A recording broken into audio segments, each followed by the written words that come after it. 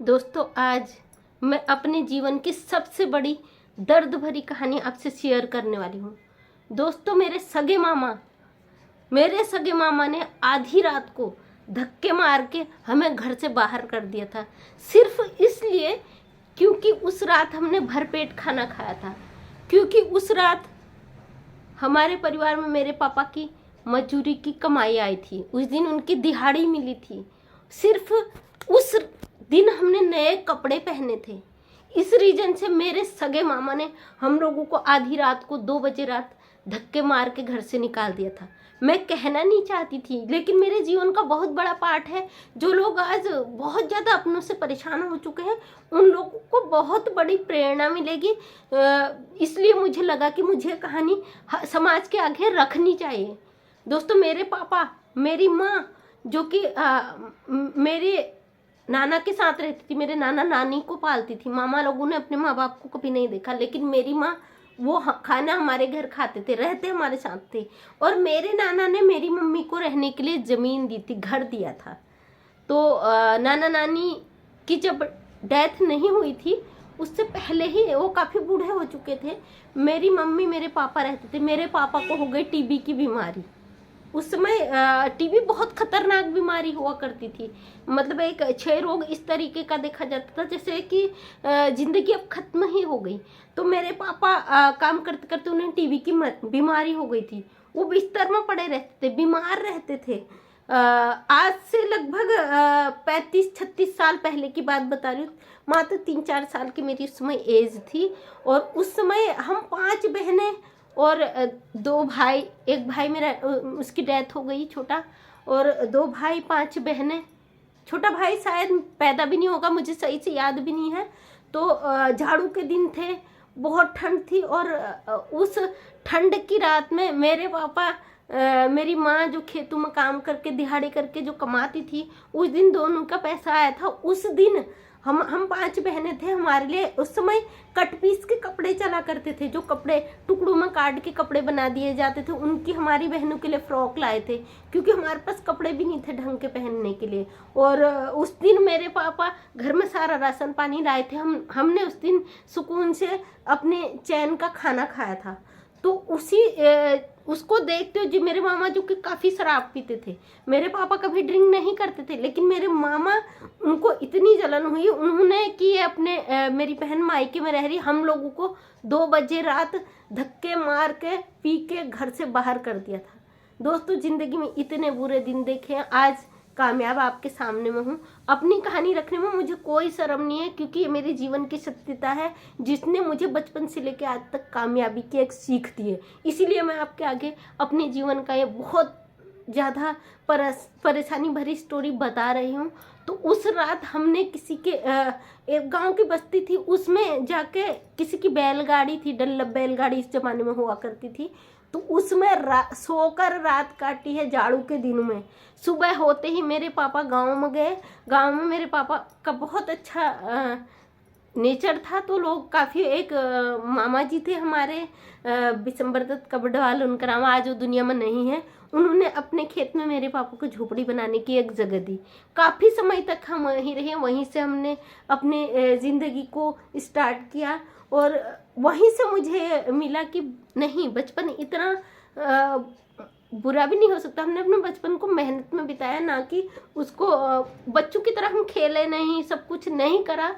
एक मेहनत के साथ बढ़े। उसने हमें ज़िंदगी में कामयाबी की एक सीढ़ी दिखाई, जो आज तक मैं कभी नहीं भूली हूँ। वो अपनी ज़िंदगी के लम्हे नहीं भूले। मेरे वही मामा, जब उनकी डेथ पड़ी और उसके बावजूद जब हम दूसरे के खेत में झोपड़ी बना के रहे, वहाँ पे मेरे मम्मी पापा ने मेरे नाना नानी का देखभाल करा।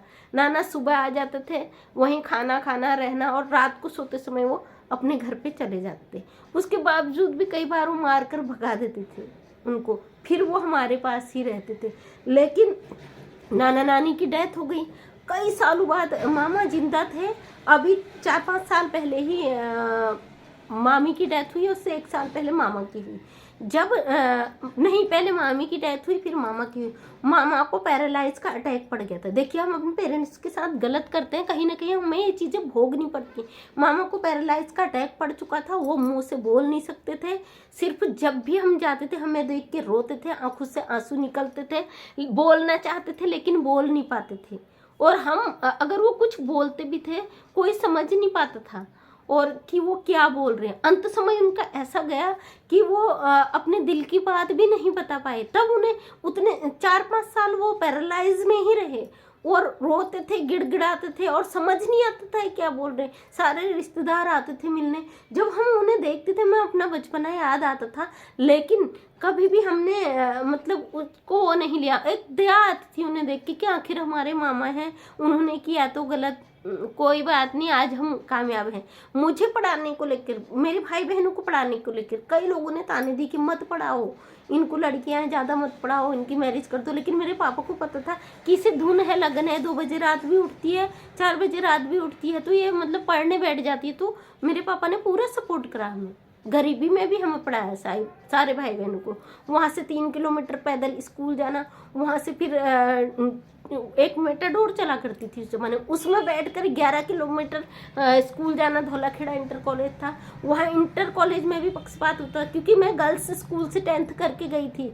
तो वहाँ पे नहीं, मैं बॉयज़ वाले स्कूल से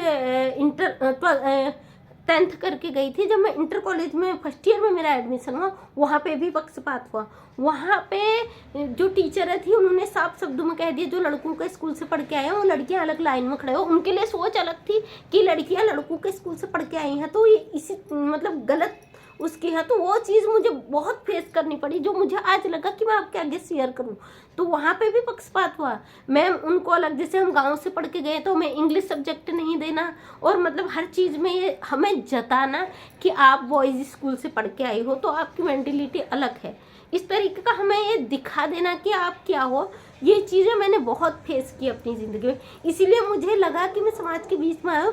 ये चीज़ें आज के दौर में नहीं है, मैं जानती हूँ काफ़ी हमारा देश डेवलप कर रहा है, लेकिन बहुत ज़्यादा ये चीज़ें हमें फेस करनी पड़ी थी। और उस परिस्थिति में भी मैंने कहा नहीं, मुझे पढ़ना है। मेरा एक लक्ष्य था, मुझे पहला मेरा जो मुझे पढ़ाई करके शो करना है कि मैं पढ़ना चाहती हूँ। और उसमें मेरे पेरेंट्स ने हमेशा साथ दिया। काफ़ी कठिनाइयाँ और मुझे ज़िंदगी की वो ज़रूरतें होती हैं। जो स्कूल काफ़ी चर्चित स्कूल था धौलाखेड़ा, वहाँ किसी को एडमिशन ही नहीं मिलता था, लेकिन मुझे मेरे मार्क्स के अकॉर्डिंग मुझे नंबर एडमिशन तो मिल गया था। लेकिन वहाँ पे भी हमारे साथ पक्षपात होता था कि हम बॉयज़ स्कूल से पढ़ के गए हैं। लेकिन धीरे धीरे जब मैंने 12th में अच्छा मेरा वो निकला, 11th में भी अच्छा निकला, तो टीचर उसे एक अच्छा हो गया था हमारा आपस में। बहुत ज़्यादा फेस किए। मैं चाहती हूँ ज़िंदगी में आपकी कामयाबी के पीछे हर महिला, हर बेटी वो फेस करती है इन चीज़ों को, कहीं ना कहीं किसी न किसी रूप में हमें फेस करनी पड़ती है।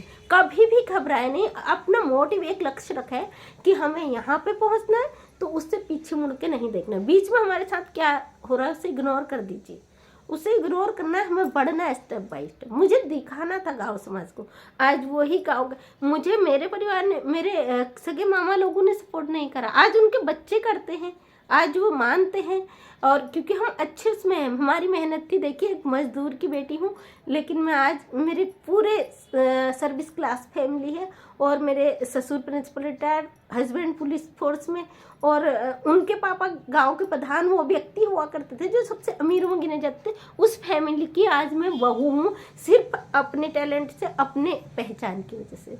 तो दोस्तों, कभी भी जीवन में आपको लगे कि हम हार रहे हैं, परेशानियां हैं और हम कभी कामयाब नहीं हो सकते, तो ये कभी भी न सोचे। आपकी मेहनत, आपकी जो महत्वाकांक्षाएं हैं, आपका जो लक्ष्य है वो आपको ज़रूर आगे ले जाता है। सिर्फ अपना आत्मविश्वास को जिंदा रखें।